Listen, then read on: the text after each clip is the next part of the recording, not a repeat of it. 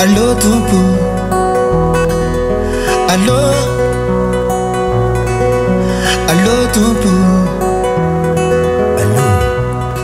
Miantso anao zaho Zagnahary,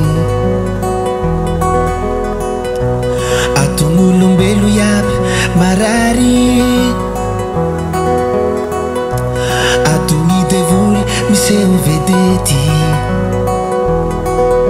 ampinany angano fa miseho fety. La misy raha tsy mety natao, ifonako zaho de zaho, ianao irery solution, me olombelo mila champion.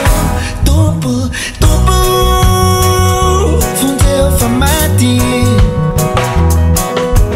aton'olombelo behava mifagny amy famaky. Tompo, tsy hoe manao tagny piso,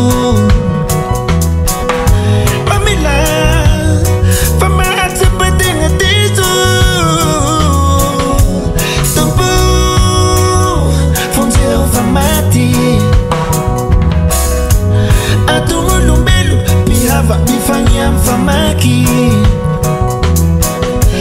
Tompo, tsy hoe manao tagny piso, fonao fa matsapategna diso.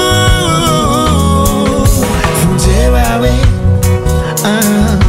vonjeva hoe, tsy anao itsony hoe, tsy anao itsony hoe. Milanao ory zanako, raha mieky ny fahotanao ianao dia mahatoky sy marina Andriamanitra, fa mila ny fahotanao ho afaka amin'ny tsy fahamarinana rehetra. Zanako tiako, miantso anao sahay Jesosy, sotranao namela zoky bogosy, mba miantahanta kely fa tsisy sosy.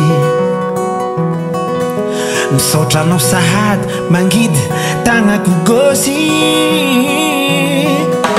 raha tsy azo avelao aokany sitraponao no atao.